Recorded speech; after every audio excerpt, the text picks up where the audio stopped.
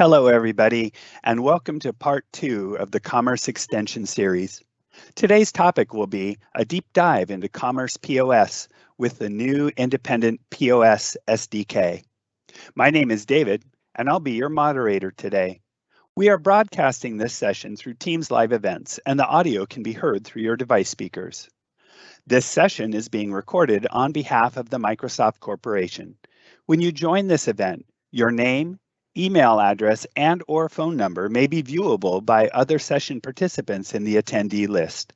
By joining, you're agreeing to this experience.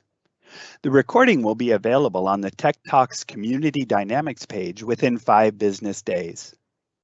If you have questions for the presenters or need support, please use the Q&A panel located on the right side of your screen. Our presenters will be responding to your questions during today's presentation. Thank you for your patience during these announcements. Presenting for us today from Microsoft, we have Maganthan Mani, Senior Program Manager, and Luke Graham, Senior Software Manager. Maganthan, over to you. Yeah, thanks, David. Yeah. Hey, hi, everyone. Thanks for joining the session.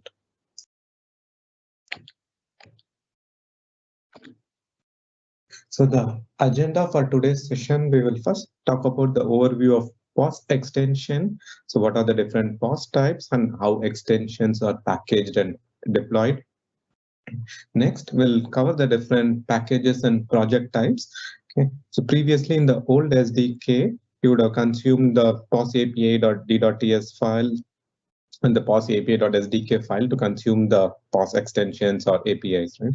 Now, all the references are required for POS development is moved to the NuGet packages. So I will talk about the packages, and what all the different project types you need to create for the point of sale extension. Okay. Then after that, we'll cover the extension patterns. So what are the different extension pattern in POS and for which scenario you should use which pattern. Okay. Then we'll do a deep dive with the sample extension scenario. So we have taken a sample scenario. Okay, and then for that sample scenario, we try to touch most of the common extension pattern. So we'll go over like deep dive on all those different extension pattern and how will you code them. Okay, so this will be more like a deep dive technical session on like how do you code for the sample scenario. Because the main goal was like to make sure we showcase you the different extension points in the new SDK and how you can develop them. Yeah, at the end we will end with some Q&A and key session takeaways. With that, I will get started. Yeah. So, many of you already know the point of sale. The overall architecture of the point of sale is not changed much, but how you package and deploy or how you development is what a little bit changed with the new SDK. Okay, so the first thing, so we have the cloud point of sale, which is hosted in the CSU. Suppose if you are a customer where you want your point of sale to be fully deployed in cloud and you don't want to set up the device with like zero footprint, like just open the browser, and if you want to run the point of sale application, then you can use the cloud point of sale where everything is deployed in cloud. Okay. So any extension you develop for the cloud point of sale will package and deploy to the cloud here. So if you see the blue box here, the extension packages and controls, that goes to the cloud CSU where you package it and deploy. Okay. Similarly, we have the other the cloud point of sale. The first one, as I talked about, the cloud point of sale, it's connect to the web service or the web app hosted in the CSU. Okay. And then we have the other two versions, the iOS point of sale and the Android point of sale. In the SDK, it's called as the hybrid app. Yeah. But both this iOS and Android app, it's just like a shell for the iOS and Android. Internally, it renders the cloud point of sale. Okay. So the same extension, the cloud point of sale you deployed in the CSU will be rendered in the iOS and Android point of sale. So any client-side extension you do, it will be posted in the iOS, and then this Android and iOS will render it. Okay. So only one additional, currently the iOS app doesn't support any hardware station extension, but in the future we may plan to support it. But for the Android, you can do like payment extension connector, so it does a native payment extension support also. Okay. Then the other one, mainly for the on-prem scenario and for offline, we have the modern point of sale. So it's the same extension you develop. Okay, it can either go to the cloud point of sale based on your deployment topology, but it can also go to the modern point of sale. This is like a Windows app where you will download the installer from the lifecycle service and install it in your local machine. Okay. This has like much more power. Like you can do also a lot of hardware station customization. You can do like the offline CRT extensions, and it has your own offline SQL database. So depend on your topology. If you need offline, then you can go with the modern point of sale. Okay. But the advantage is the same extension done can be used both in cloud point of sale as well as the modern point of sale. But it depends on your deployment topology. You can choose the right model. Okay. So with that overview, I will move to the new SDK extension model because the one I talked previously, nothing changed much. It's the same existing point of sale. Okay. In the future, we're going to add like one more new type, the store commerce. Maybe we'll cover that in a separate session. Okay. So now I'll talk about like how you can get the new commerce SDK and how you can start with the development. Okay. So the first thing is, previously, when you taken the old SDK, you would have went to retail SDK folder and used the point of sale application to do your extension, right? Now in the new model, what has happened is like we published all the required packages for the point of sale development in the public NuGet feed. Okay, so this is the public feed location where you will find this 3 packages, which is mainly required for the point of sale development. So the first package is the commerce.sdk.point of sale. This is the main one which is required for you to consume any of the consume, create. I will cover what is consume, create, extend later in the session. But for any of the point of sale extension scenario, you will use this package. Basically, you will add this as a reference to your extension point of sale extension project and do your development. Okay, so you don't need to have like a in the old SDK, the POS.extension project, or whether you need the modern POS, you don't need any of those. You will start your own, create your own template project or your own new project, and then consume this package to do the point of sale extension. So that's like one big change between the old SDK and new one. So similarly, how you do .NET development, right? You open like a template project from Visual Studio and consume the package and start doing your development, right? Something very similar. You create your extension project, okay, and then just consume this package. Okay, there is no dependency between our app or your app extension. It's more like now .NET based, kind of similar to .NET development. Okay. Then the second package you need is the installer package. So okay, now I have done with all my extension here. How will I package and deploy it, right? As I said, like there is 2 topologies, one for the cloud and one for the on-prem, right?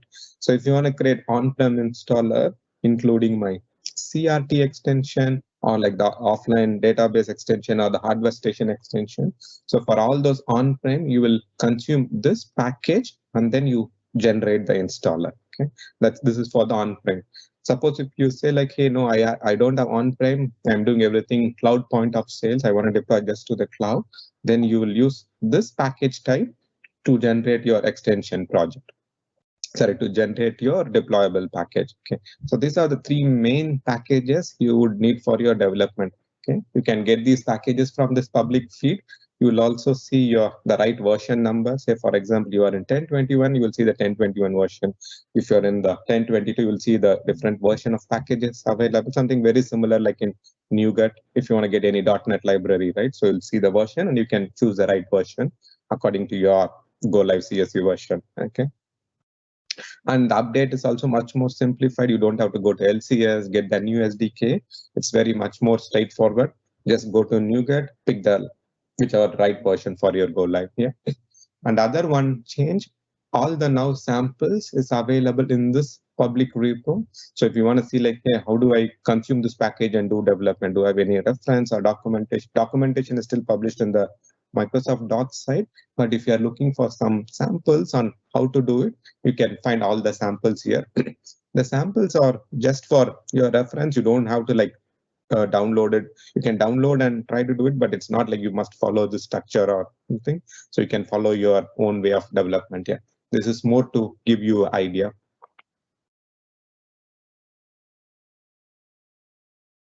So with that, I will move to the next slide here.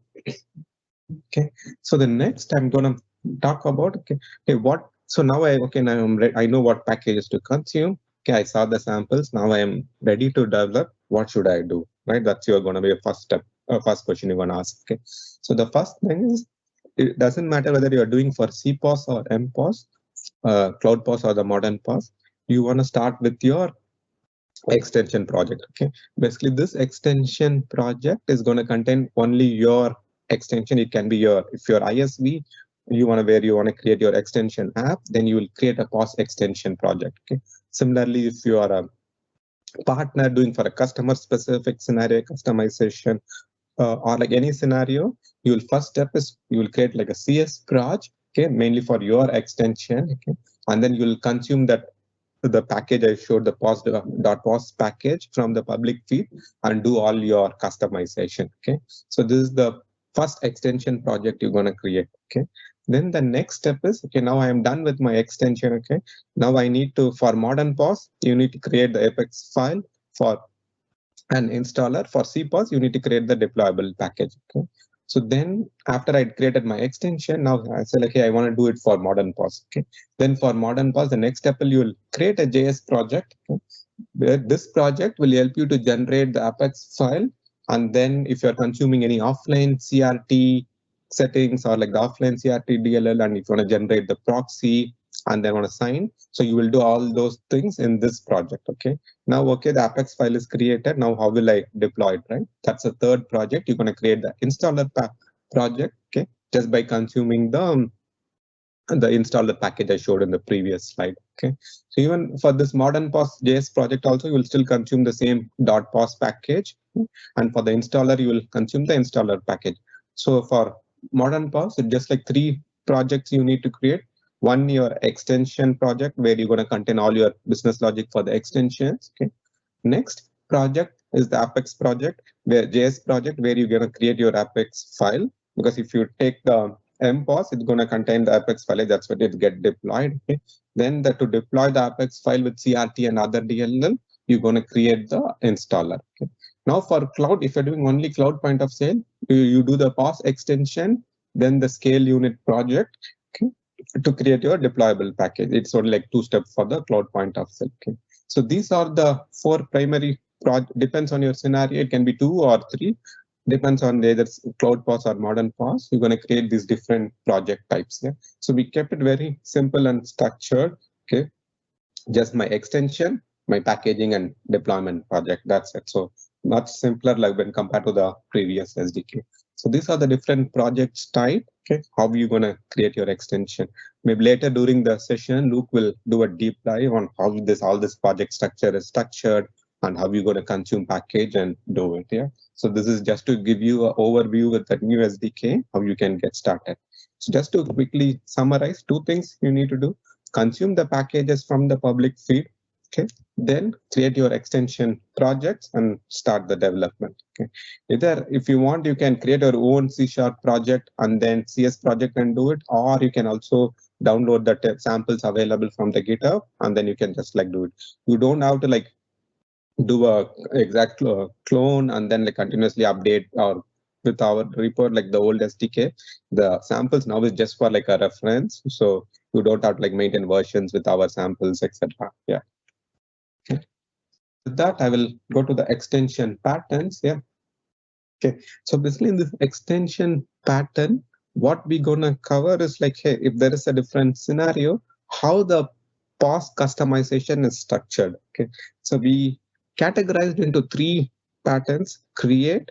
Okay. The first create pattern is where, like, suppose if you have some custom scenario which is not supported out of the box, and you want to create like a new views or like completely new functionality. Say for example, if you are an ISV and you want to create like a hospitality scenarios, or if you are developing something like a new customer service module or something like that, where you want to completely create new functionality, in this case we'll follow the create pattern.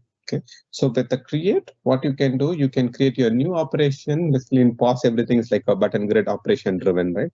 It depends on your scenario. It can be a app bar button customization, or it can be from a view.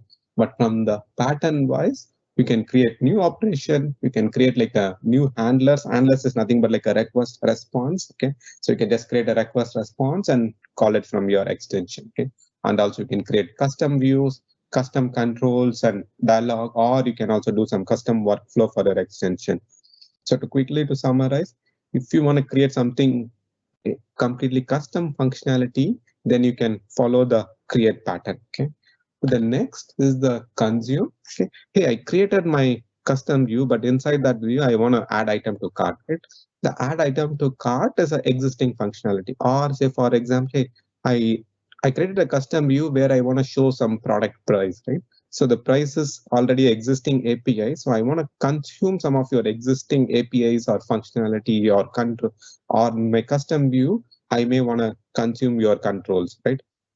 Okay. In that case, we call it as the consume pattern, wherein your custom functionality, you can consume our controls or APIs. So that's where the consume pattern is. Okay. So where you can consume our APIs, because most of the common flows in POS is exposed as an API for extension to consume. Example, what I mean by API is like, as I said, like from your custom view, you want to add item to cart, right? Then you can call our add item to cart API. Say you want to save some custom properties or like the extension properties, then you can call the save extension properties API. Or if you want to get the price, you can call that like the get price API. Okay. Similarly, if you want to consume our control, say we have the data list control or the drop down control or the menu picker control. So you can consume all our existing control in your custom views. Okay. That's the consume pattern. So when you do any customization scenario, you can decide whether it's falls under create. Okay, then I can follow the create way of doing my customization, or if you want to do consume, then you can decide based on the scenario. Then the last pattern is the extend, where you want to modify the out of the box functionality. Okay, so let me give you a quick example. So there is a view. Okay, say for example, product search view. Okay, in the search view, now I want to add a custom column to show inventory information. Or for example, in the product details page, hey, I want to add a custom control and then show additional information about the product, right? So in this case, you are modifying the existing flow. That's why we are calling it as extend. So where you want to modify the out of the box flow. Say for example, I categorize this into two, one for the UI side, the other for the business logic side. Okay, so where on the UI we can do three things. We can modify the view to add custom column. It depends on the view. If those view has like custom grid, you can data list control, you can add custom columns, or you can also add custom app bar. And some views, for example, the product details, customer details, and then the price check supports custom control, so you can add custom control. Then on the workflow side or the business logic side, there's two main things you can do. One is the trigger. Most of the operation in POS supports pre and post trigger. Okay, let me give you a quick example. Say for example, before set quantity, hey, I want to check the condition. Some items, for example, you may have a restriction not to sell more than 5 quantities, right? Then in the pre-trigger, you can do that check saying like, hey, is the user allowed to sell more than 5 quantity? If it's not allowed, then you can throw an error and prevent the flow. Or after the item is added, hey, I want to call, say for example, if you sell a wine where you want to report to a customer service, then like you can put a post trigger at checkout, and then you can call an external service. So this pre and post is something you want to do before you want to do some business logic in point of sale, or after the business logic in point of sale. That's where the pre and post trigger used. So you can find the list of available pre and post trigger on how exactly tied to operation in the triggers documentation. But this is like one pattern. Before, in this case, you are not modifying our core business logic, but you can do something before or after. Okay. If you do before, you can also have the power to stop executing the current workflow. Okay. The next pattern is the override. Okay, where say for some scenarios I want to completely override the business logic. Okay, say for example, look later will show like the must key in quantity scenario. Okay, in this case, the quantity key in functionality, if you configure for the product, right, it's always going to show you a dialog to enter the quantity in point of sale. Okay, but for my business logic, I want to enter the quantity from, because in my custom view, the user will enter it. So I don't want to show this dialog, right? So in this case, you can completely override our business logic and do your custom functionality so that you can decide whether to show the dialog or not to show the dialog or do something additional, right? So you can completely override our business logic and you can decide. You can also call the base functionality. Okay?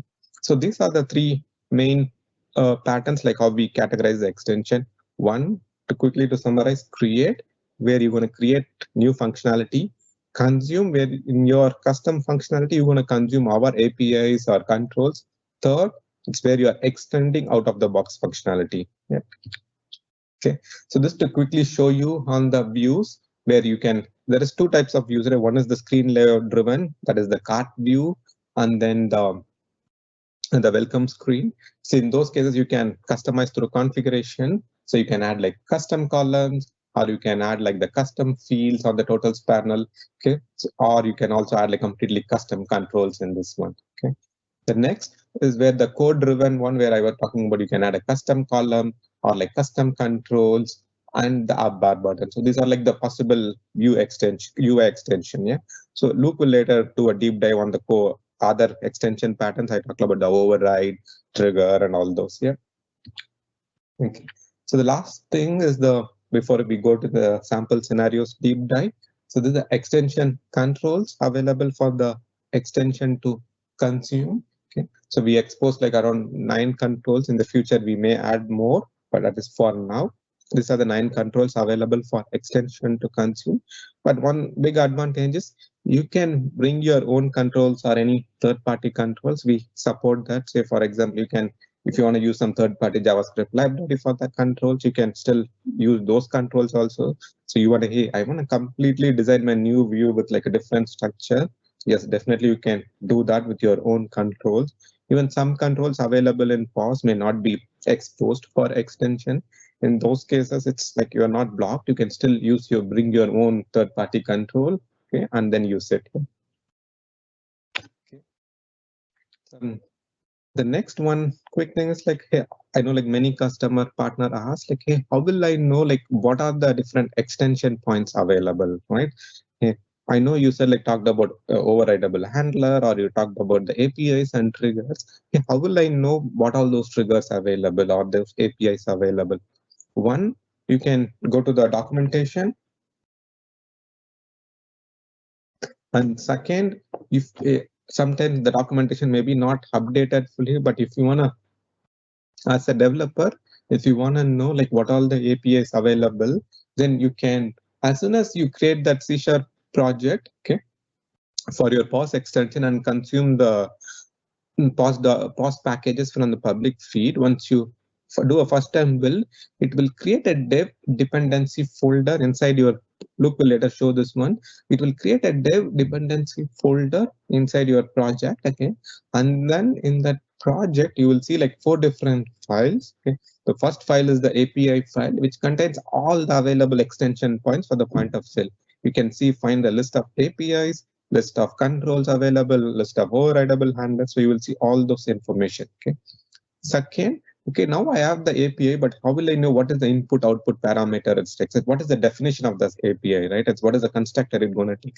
You can find all those information in the type files, okay, because these all different input output parameter is not documented. We thought it will be more easy for the developer, just they can go to this file and you can easily find like what is the input output parameter of this request response, or what is this column type in the view. So you can find all those or if you have like an interface, or if you have an enum, what are those properties, you can find all those in the types file. Okay.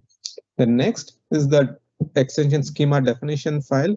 For the extension, you will create a manifest file. Okay. The manifest file is coming, the metadata for the manifest file is defined in the schema definition file. Okay. So it's kind of like the similar to the XML XSD similar way. For our manifest, we follow the schema definition. So if you're creating a custom view, you can see using the schema definition, you can understand like, hey, how are you going to put all the configuration in the manifest file. The last one is the tsconfig file. This is mainly for your compiler setting. In most cases, you don't need to modify it. Okay. So we have the base tsconfig file, and then extension will extend from this. So if you want to add your consume any third-party libraries and you want to include that, then you may use this config file. But for most of the other cases, you may not need to modify it. But if you want to add some special like compiler setting, which is very specific for your extension, or if you want to modify some of our base compiler settings, you can extend this, but generally we don't recommend you to modify this here. Okay. And detailed documentation of this new extension can be found in this link. So let's get to the interesting part of the deep dive on how to do the extension. Okay. So we have taken like a mock scenario to at least touch point, like the touch over like different extension patterns we talked about. Okay. So the mock scenario we taken is to show like a gas pump service. Okay. Mostly POS will integrate with the gas pump service. So if you go to a typical gas station, right, you will see a point of sale service which integrate with that gas pump service, like which is like a web service hosted somewhere. It integrates that with, and then it sends commands to the gas machines available outside, saying like, hey, the user are asked to like pump gas for like $20 or $25, whatever, right? So you do the integration, get the real-time status, and you can do transaction based on that, right? So we took the similar mock scenario, okay, where we also created like a CRT and retail server extension to mock the pump's real-time status and information about the pump. And also we created some custom views to show the pump status and also how you can do sell and activate the pump. Okay, so we create like a mock scenario.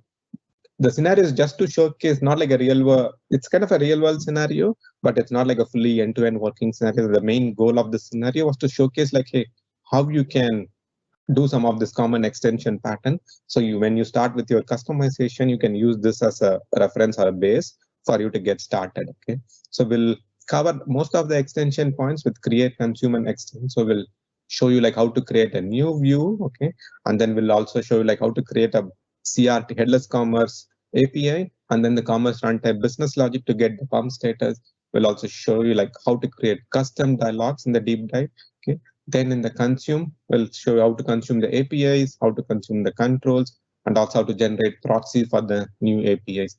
Then in the extend, we'll modify the existing view to add custom button, custom app bar, custom button in the header bar. Like if you go to the welcome screen or like any screen, you'll always see the header bar, right? So in that header bar, we'll show you how to add custom button, and also we'll cover like how to add app bar button and override one of our handlers to modify the business logic. We'll also show a quick sample on the trigger. Yeah. The few things which is not covered in the sample was like the cart view extension, custom controls, how to create operation. But we have like a very good documentation on this one, so you can refer that and learn more about this. And if you find any documentation which is not helping you, you can always reach out to us. So we'll definitely happy to add more samples to it or improve our documentation. Yeah. So with that, I will hand it over to Luke, who will do a deep dive on the code and exactly how you can code for these different patterns. Yeah. Over to you, Luke. Thanks, Mugunthan. Let me share my screen here.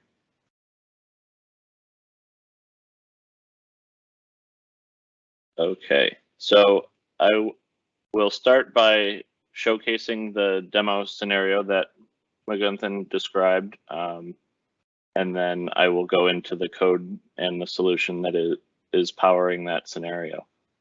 So just for starters here, we have my sealed MPOS loaded, and if we go to the settings page, we can see we have one extension package loaded with these few extension points to enable this gas station scenario. So going back and signing in.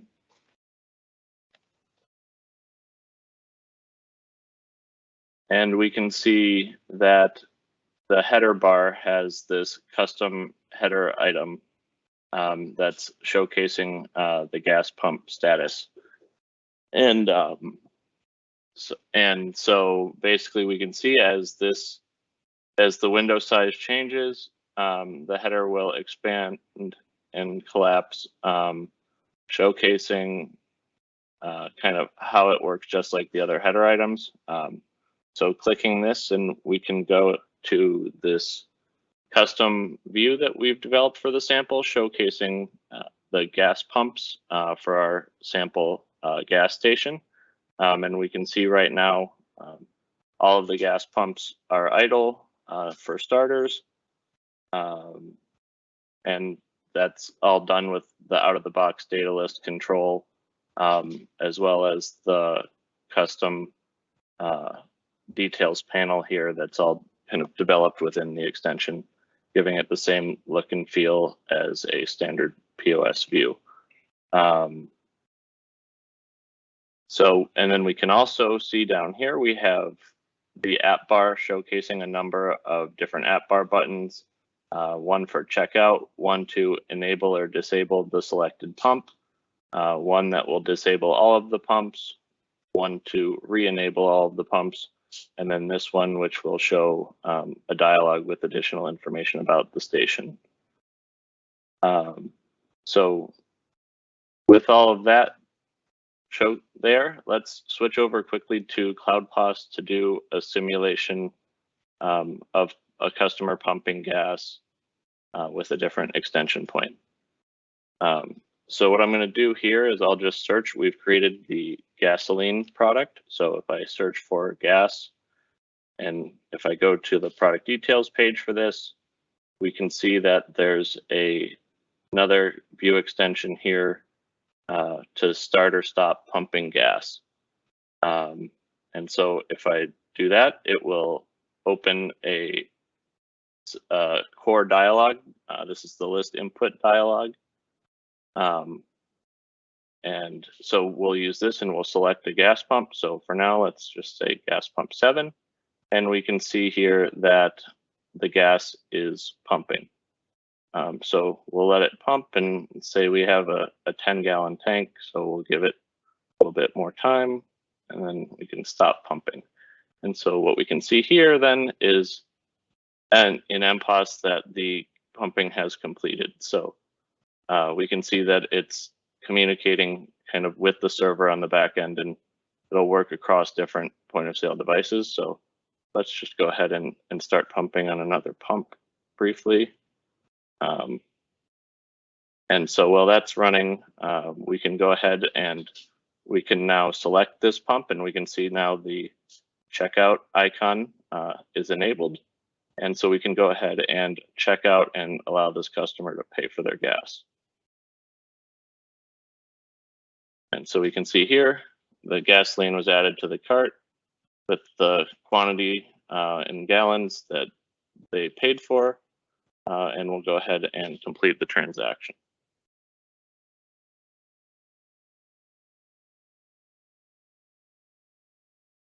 And so we can see we successfully completed this transaction, and the customer happily paid for their gas. Checking back in on CloudPOS, it looks like the pump is still running. So what I want to showcase here is just another scenario with our header, which is is a scenario where the customer kind of left the pump unattended and the pumping is overflowed. So once this reaches, I believe it's 75 gallons, that'll trigger that scenario. I had thought that this would run a little bit quicker, but we can see kind of through this dialogue that it's all behind the scenes is still using Knockout, but in a sealed way. And I'll go into more details on how to continue to use the Knockout library for simpler data binding, but in a more independent way than we had with the POS UI SDK. So as we get close to 75 gallons here, we'll see that maybe it's not 75, it might be 100.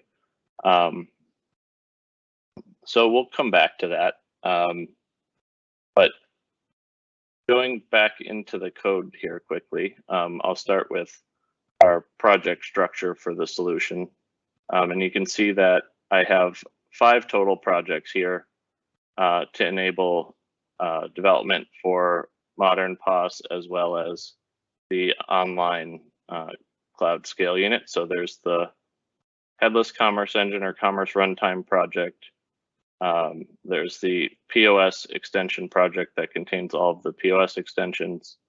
There is a MPOS packaging project. So this is the JS project that creates the Universal Windows platform app package itself, and then we have the MPOS installer, which will actually install that universal Windows app package.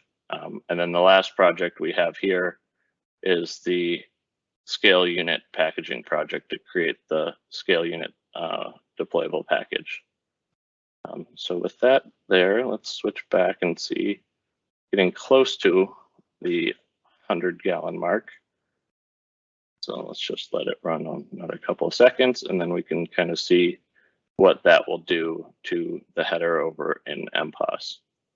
So imagining we're the cashier here, and we're maybe helping another customer or doing something else, and we can see all of a sudden the header icon changed colors, and that indicates to us that there's an emergency, so we can quickly come over here and stop the pump that had the issue. So that's kind of the complete scenario that I wanted to showcase. So now we'll dive in a little bit more into the code that's enabling that scenario.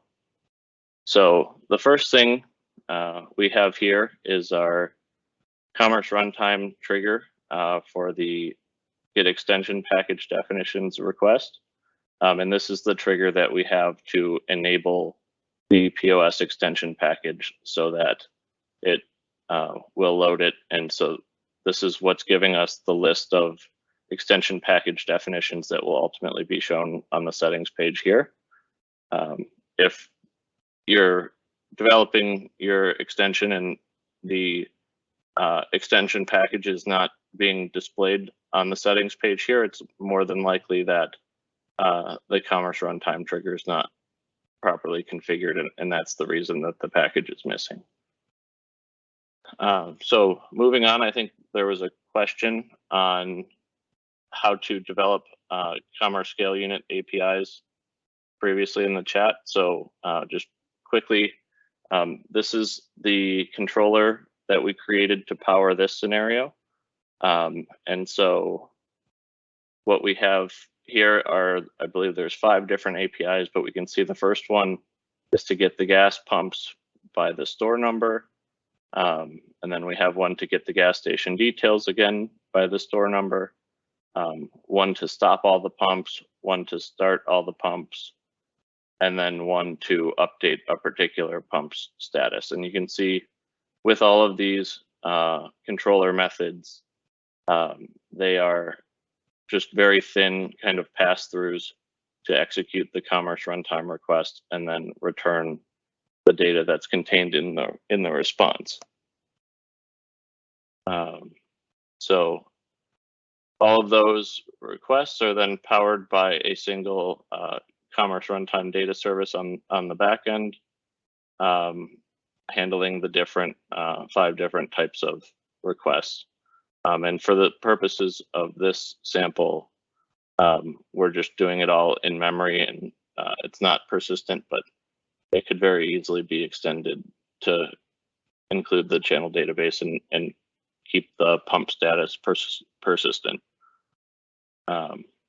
So, also just showcasing kind of some of the data model that we have in Commerce Runtime is our gas pump here. And so this is a custom entity that is created to power this sample, and we can see the various fields that are available on that class. So then all of this translates to POS and the TypeScript layer through the Commerce proxy. And so this will generate 2 different TypeScript files. So we have one for the requests for the Commerce Scale Unit API. So we can see here, we have a request and a response for each of the controller methods that we saw in this file.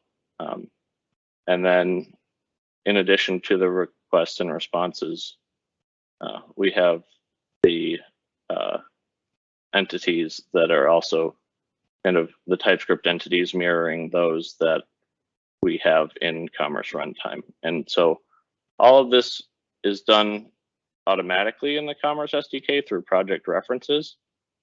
So simply by importing the POS SDK package here, and then referencing the Commerce Runtime project within our POS project, it will automatically detect if there are any entities or CSU APIs and automatically generate these data service files here.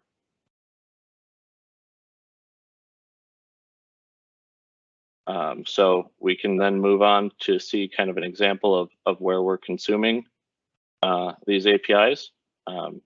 So starting here in our it's our data manager class for the whole extension solution. And so we'll start, we can see up at the top, it is importing the gas pumps namespace from the data service requests file.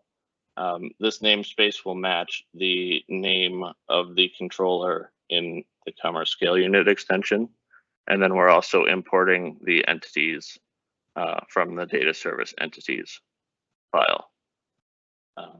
So looking at what we do once we've imported and loaded those, we can see in our initialization function, we are using the custom APIs to get the gas pumps for the current store, as well as the station details for the current store.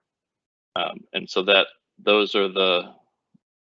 the data that is powering our list of gas pumps here, as well as powering the station information that's in this dialog.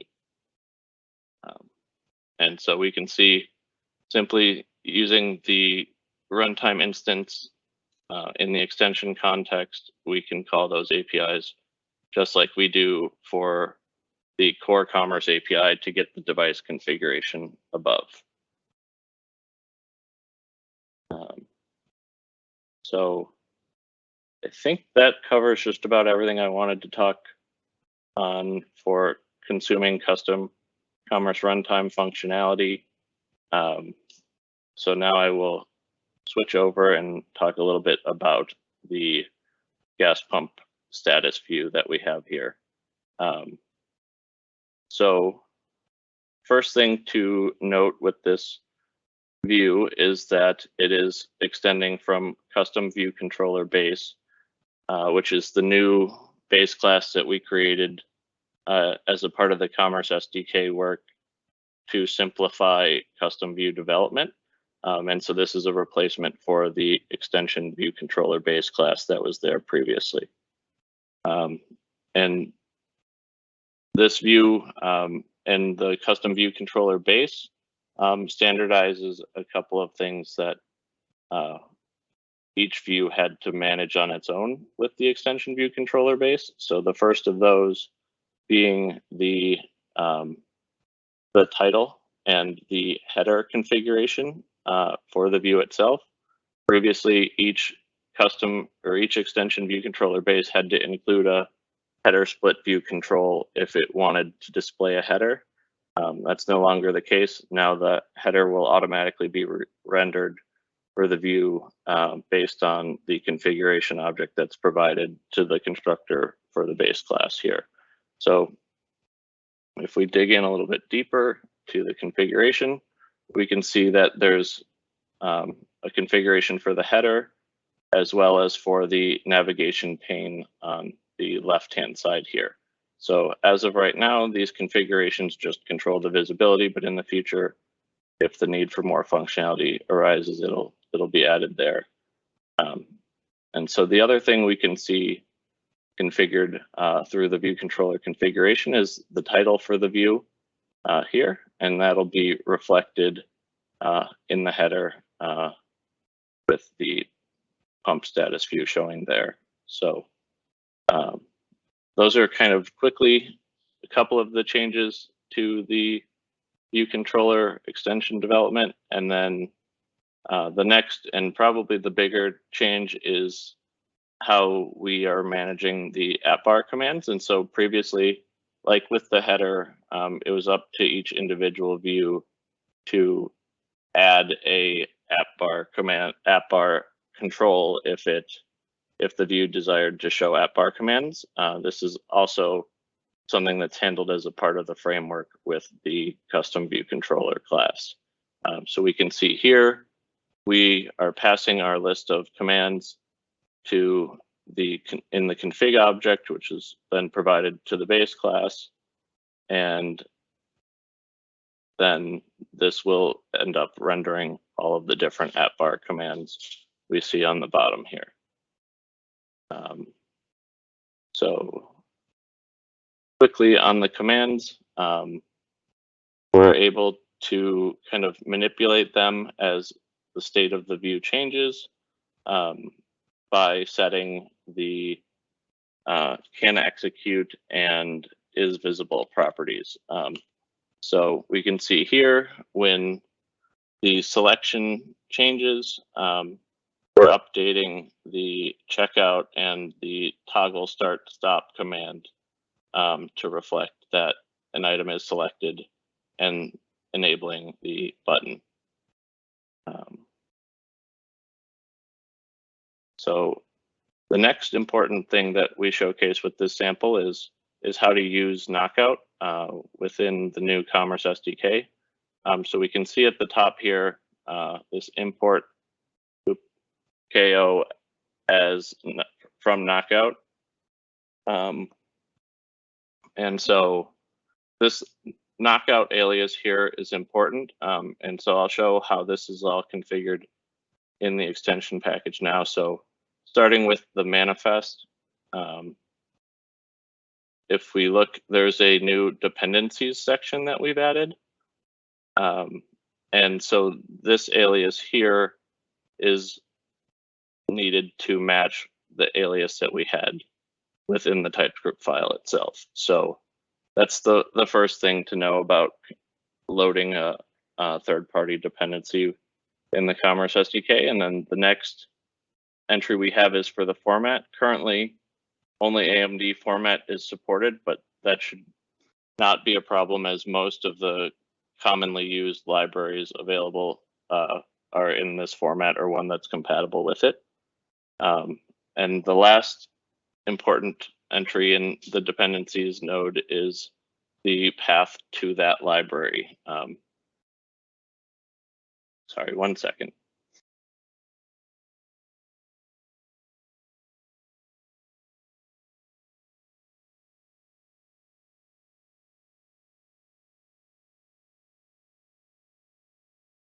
Sorry about that. I was having puppy issues. It's joys of working from home. Yeah, but as I was saying, the module path here is the path to that third-party library within the extension package. And so it's important that this module path is configured here, and then it will also be configured in the tsconfig file as well. And we can see that that module path has to match what's specified under the path section here. And then that alias must also match as kind of the key here. So that matches to the alias here and also to the import path within the TypeScript file itself. And then the one last step that we have to enable all of this is just the including of the library itself within the extension package project. And the biggest thing to note here is that this knockout.js file, this path here is matching the module path specified here. And all of this is also available in the sample in the in-store repo on GitHub. I just wanted to do a quick walkthrough of how that was working in more detail here. So quickly, I'll jump back to our view and I'll show a little bit more on the data list usage and how to use POS controls within the Commerce SDK. So I'm jumping down here to the onReady function, which is a lifecycle method that'll be rendered by the POS framework when the view element is available and ready to be rendered. So we'll call this method and provide the element that's the root element for the view itself. So what we can see here happening in the sample is the view is taking that element, and then it is finding the element that is the data list element through the query selector. And so if I jump to the view quickly, we can see that that's just going in and it's finding this div, and then it'll render the data list into that div element using the control factory, which is the new concept that's a part of the Commerce SDK. And so the control factory is provided in the extension context to all extension points that have a user interface. And it provides the ability to create these POS controls like data list and some other common controls that I think Magunthan laid out earlier. So basically, we create the element or create the data list, providing the element and the data list options. So I'll quickly skip over kind of all of this, but we can see we're configuring the columns and everything else much like we do in the POS UI SDK, as well as with custom column set extensions for core POS view controllers. The next thing that I wanted to highlight with the data list and with the other POS controls in the Commerce SDK is the usage of event listeners to notify the parent or calling code of user input or changes in within the control. And so this is the replacement for where in the POS UI SDK we were relying on knockout observables to handle this kind of data binding or notification of events. So now there's the ability to add event listeners to all of the controls within the Commerce SDK. So with that, I think I will call it for walking through the samples, and I think we can jump over to questions. Okay, so Luke, can I read out the questions to you? No, maybe we can, Chirag, me and anyone can answer here. Yep, sounds good. So Luke, the first question is how we can add one and more extensions. I assume it for point of sale. Yeah.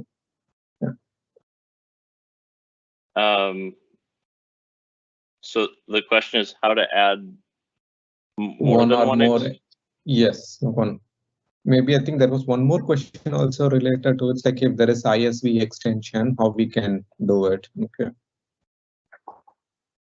Gotcha. So I'm going to take it then that the question I think is more referring to the number of extension packages than the number of individual extensions.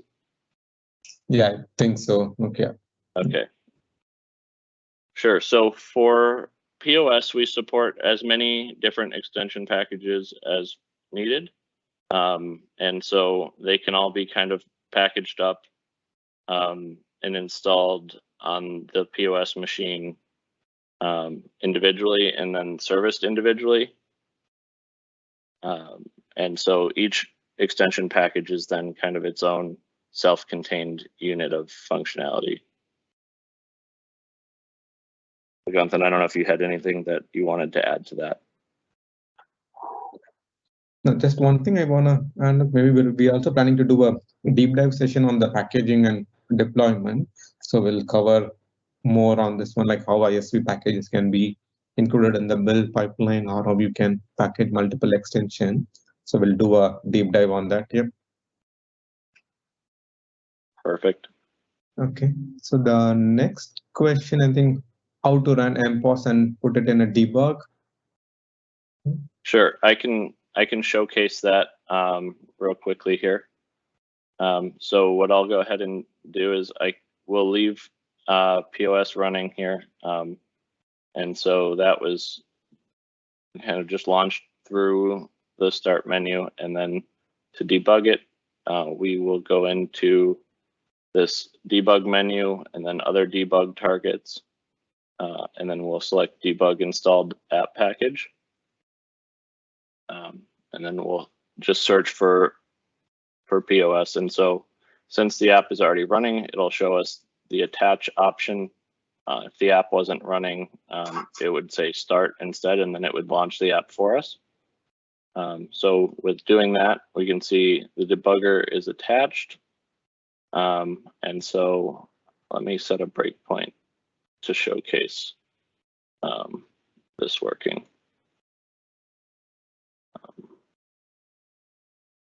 So let's see. Set one here. So this is going to be on our enable or disable pump command on our view.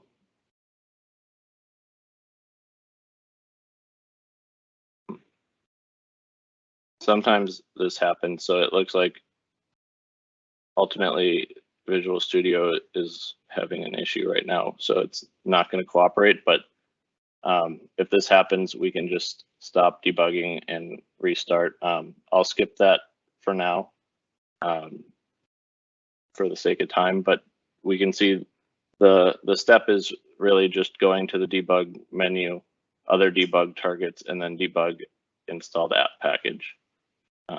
And that'll allow us to debug POS extensions.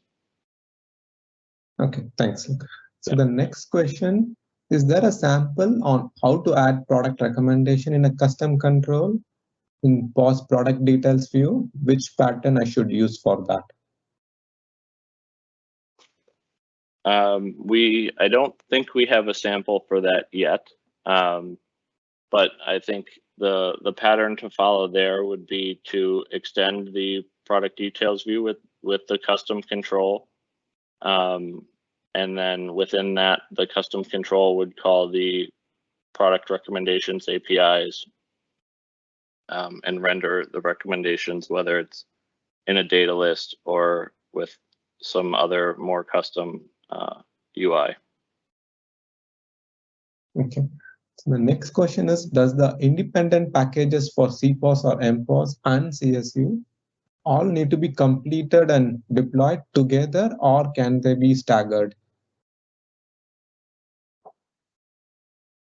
That is a very good question. So I think they do not need to be completed all at once. I don't think. The only requirement I would see is that each component be kind of released at the same time. So probably starting with the CSU and headless commerce engine extensions migrated first, and then on down to the client components like Cloud POS and MPOS. Okay. So the next question is, will there be a way in the future for the import statements in POS to use tsconfig paths or root paths? Currently, the import statement needs the relative path import star from .. / my module. The non-relative paths build fine but won't run.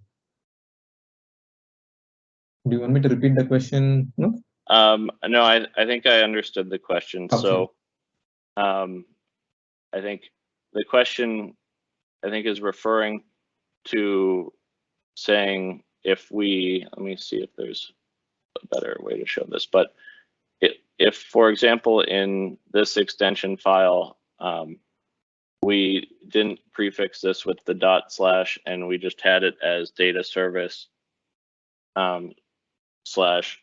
data service entities with the non-relative path. The question is saying that this will compile, but it fails at runtime.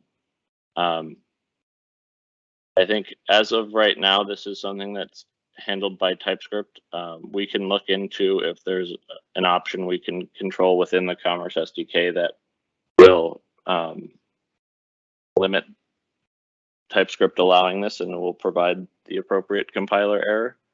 But as of right now, it's just one thing to know is that for all references within the extension package, it's important to use the /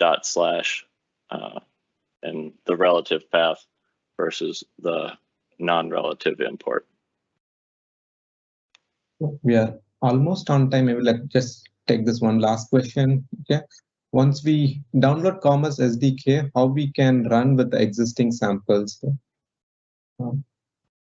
Maybe for this one, I think we will publish a detailed README on how you can run the samples in the GitHub itself. We're going to add I think there is an existing README.